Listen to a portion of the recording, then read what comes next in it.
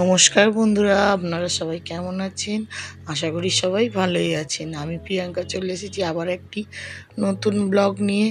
আজকে সারাদিন কি কাজ করলাম, কিভাবে কি করছি না করছি সব আপনাদের সঙ্গে শেয়ার করবো বলে। তো সকাল সকাল বিছানাটা গুছানো হয়ে গেছে, সেটা আর আপনাদেরকে দেখানো হলো না। এবারে আমার খুব প্রচণ্ড গরম হচ্ছিল, তাই চুলটাকে আগে ভালো করে আঁচড়ে তুলে বেঁধে নিলাম, দিয়ে এবার টিফিন খেয়ে নিয়ে রান্নার দিকে যাব। চলে এসেছি রান্নাঘরে, ভাতের হাঁড়িটা বসিয়ে দিলাম। যদিও আমরা দুজন, তাই একটা ছোট্ট পুচকে হাঁড়ি বসিয়েছি। আমাদের দুজনের ভাত ওতেই হয়ে যাবে। বাড়িতে তো আর কেউ নেই, শ্বশুর শাশুড়ি মা আর আমার ছেলে, তিনজনেই আছে হচ্ছে আমার বড় ননদের বাড়ি।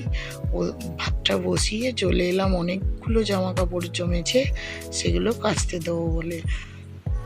সব জামা কাপড় ব্যাগ শুদ্ধই পড়ে আছে, ননদের বাড়ি গিয়েছিলাম, আরও কয়েকটা এদিক ওদিক যাওয়ার জামা কাপড় ব্যাগে করে রেখেছিলাম কাচতে দেবো বলে। কিন্তু এই বর্ষার ওয়েদারে রোজেরই বৃষ্টি, তাই কিছুতেই আর জামা কাপড়গুলো কেচে তোলা হচ্ছে না। রোজের ঘরোয়া জামা কাপড়গুলোই কাচা হয়, তোলা জামা কাপড়গুলো তো আর রেগুলার কাচা হয় না। এবার রেগুলারেরগুলো কাচতে গিয়ে আর ওগুলো কাচতেই পারছিলাম না। তার মধ্যে আবার বৃষ্টি হচ্ছে, একদিন কাচলে রোজের তো আর কাচা যায় না, শুকনোই হয় না। এই যে মেশিনে জামা কাপড়গুলো দিয়ে দিলাম, কাচতে দিয়ে দিলাম। এবার হচ্ছে এই যে ভাতটা ফুটে গেছে, ভাতে একটু জল দিয়ে বাকি জামা কাপড় যেগুলো আগের দিন কেচেছিলাম শুকিয়ে গেছে সেগুলো তুলবো। তার আগে কয়েকটা জামা কাপড় যেগুলো ইউজ হয়নি, ব্যাগগুলো আগে তুলে নিই আলমারিতে। এই যে ব্যাগটা দেখলে, এটা শিলেদাস থেকে নতুন কিনেছি, তাই তোমাদের দেখালাম।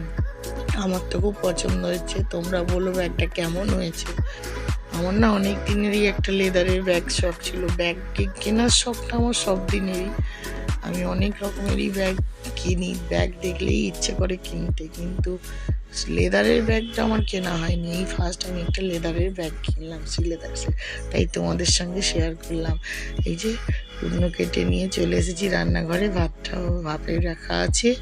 দুধটা আগে জাল দিয়ে দিই, তারপরে দুধটা গরম হয়ে গেলে আর ভাত হয়ে গেলে তারপরে রান্না করব। রান্না সেরকম কিছু করব না, প্লেন হচ্ছে ঝোল ভাতই করব, কারণ আমরা দুজনে আছি তো, আর শরীরটাও একটু ভালো নেই। পটল ভাজবো একটু, আর করলা ভাজা, পটল ভাজা, আর একটু ঝোল করব।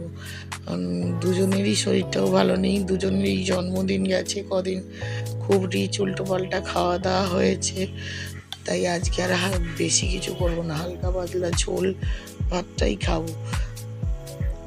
এই যে পটলগুলো ভেজে নিলাম, তুলে নিলাম, এবারে করলাগুলো ছেড়ে দিয়েছি। তাই নিজে যখন ভিডিও বানাই দেখি কত স্পিডের কাজগুলো হতে থাকে। এরকম স্পিডে যদি রেগুলার এই কাজগুলো সবাই করে নিতে পারতো, তাহলে জীবনটা অনেকটাই ইজি হয়ে যেত, তাই না? ওইদিকে আলুটা সেদ্ধ বসিয়ে দিয়েছি, কারণ আলু আমরা কখনোই ডাইরেক্ট রান্না করি না, যেভাবেই আলু রান্না করি না কেন, আলুটাকে আগে সেদ্ধ করে জল ফেলে দিই। মাছগুলো ভেজে নিলাম, এবার ঝোলটা বসিয়ে দেবো।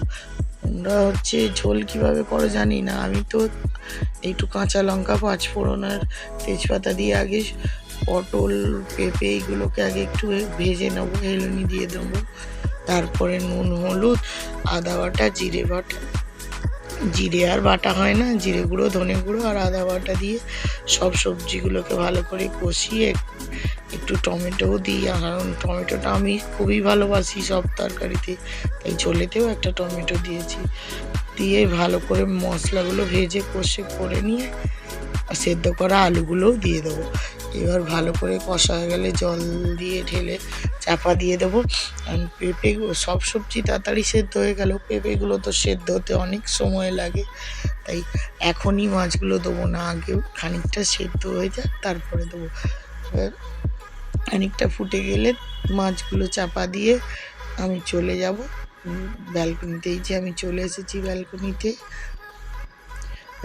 আগের জামা কাপড়গুলো কিছু অল্প অল্প ভিজে আছে, সেগুলো রেখে দিয়ে যেগুলো শুকনো গেছে তুলে নিয়েছি, দিয়ে বাকি আজকের যে জামা কাপড়গুলো রয়েছে সেগুলো মিলে ফেলছি। এই যে ঝোলও আমার মোটামুটি হয়ে গেছে রেডি। এবার ঝোলটা ঢেলে নিয়ে চলে যাব চান বা ঘরের মধ্যে কতগুলো জামা কাপড় শুকনো হয়ে গেছে, সেগুলো তুলে নিয়ে এসেছি, সেগুলো গুছিয়ে নেব। গুছিয়ে নিয়ে চান করব, পুজো করব, তারপরে আমার হাজব্যান্ড এলে দুজনে মিলে একসঙ্গে খেতে বসবো। তা কাজ করতে করতে আগে একা যখন থাকতাম গান চালিয়ে কাজ করতাম, এখন তোমাদের সঙ্গে ভিডিও বানাতে বানাতে কাজ করি, ভালোই লাগে। সবসময় একা একা গান চালিয়ে কাজ করাচ্ছে, তোমাদেরকেও কিছুটা ভিডিও শেয়ার করা হলো। কিন্তু মাঝখানে আমার খুব নেটের সমস্যা হওয়ার জন্য, তখন তো আমার ওয়াইফাই ছিল না, তাই খুব ভিডিও আপলোডের সমস্যা হচ্ছিল। এখন চেষ্টা করব রেগুলারই ব্লগ বানানোর, শেয়ার করার। তোমরা শুধু একটু পাশে থেকো, সাথে থেকো, যাতে আমি মানে সাপোর্ট করো আমায়, যাতে আমি ব্লগ আরও বানাতে পারি। ব্লগ বানাতে তোমাদের সঙ্গে শেয়ার করতে ভালো লাগে, যদি তোমরা আমাকে উৎসাহটা দাও লাইক কমেন্ট শেয়ারের মাধ্যমে। আমার চ্যানেলটাকে সাবস্ক্রাইব করো, আর ফেসবুক থেকে দেখলে একটু ফলো করো।